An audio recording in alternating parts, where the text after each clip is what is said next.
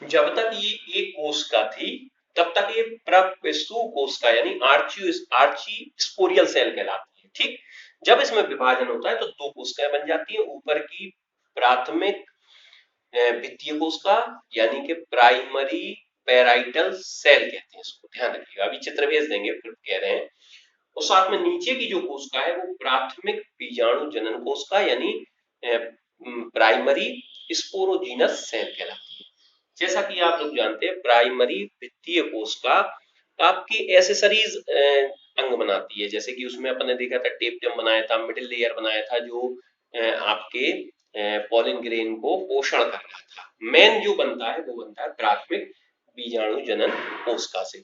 अब देखिएगा, अब आपका क्या होगा भैया, ये जो आपकी प्राथमिक बीजाणु जनन कोशिका है ये विभाजन करने लगेगी। देखिए ये विभाजित होकर आपकी जो है कितनी कोशिकाएं बना लेगी, जैसे अभी कितनी बन गई, ये दो बन गई मान लीजिए, ये एक और दो, ये फिर विभाजित होकर चार कोशिकाएं बन जाएंगी।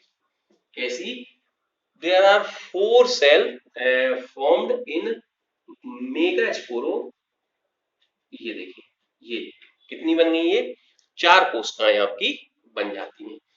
चार कोशिकाओं में फिर से सुन लीजिए, एक से दो, दो से चार कोशिकाएं आपकी बन गई विभाजन के परिणाम स्वरूप। अब इन चार कोशिकाओं में ऊपर की जो तीन होती हैं ये विलुप्त हो जाती हैं, डिजेनरेट हो जाती हैं। यानी कि हम देखो यहाँ बना दे बगल में, ये चार है, इसमें से एक ये जो नीचे की है ये कोशिका यथावत ऐसी रहती है। ऊपर की तीन कोशिकाएं आपकी डिजेनरेट हो जाती हैं। देखिए माने ये नष्ट हो गई, विलुप्त हो गई, नष्ट हो गई ऐसी। और एक ये क्रियाशील है यानी ये एक्टिव सेल है। अब इस एक्टिव सेल में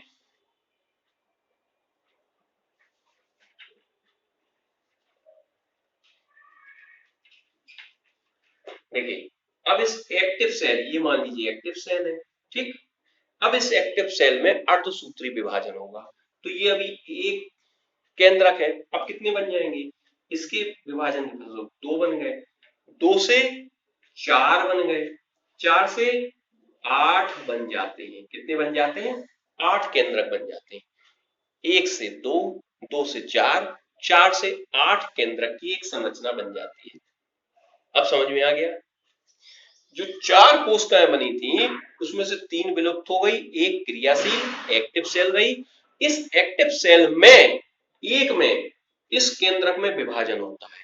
जब इस केंद्रक में विभाजन होता है तो एक से दो केंद्रक बनते हैं, दो से चार केंद्रक बनते हैं, चार से फिर आठ केंद्रक की एक संरचना बन जाती है।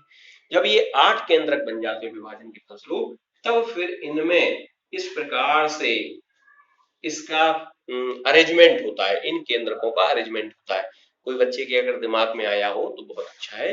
कैसे अरेंजमेंट होता है? ये फिर इनके चारों ओर केंद्रक के चारों कोशिकाएं बनने लगती हैं। कैसी कोशिकाएं बनती हैं? आप अगर देखें तो कोशिकाएं आपकी इनके चारों ओर बनने लगेंगी, और जब ये कोशिकाओं का अरेंजमेंट होगा तो ये अरेंजमेंट इस प्रकार से होगा।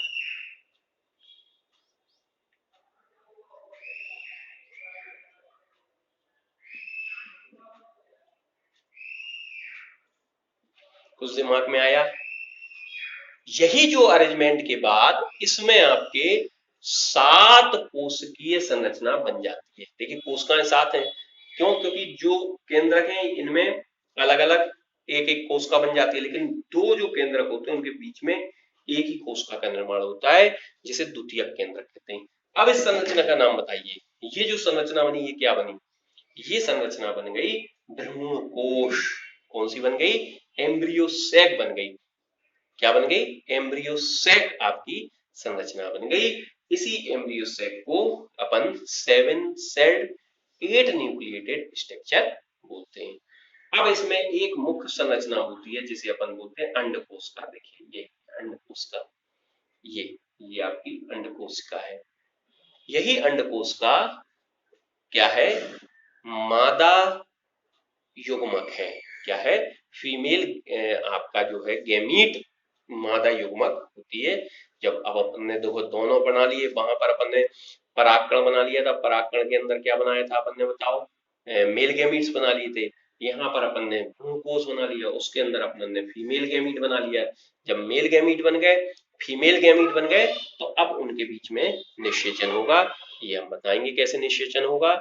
इसको आप लोग जो हम बुक से भेजेंगे, कॉपी में नोट करके उसको भेजिएगा।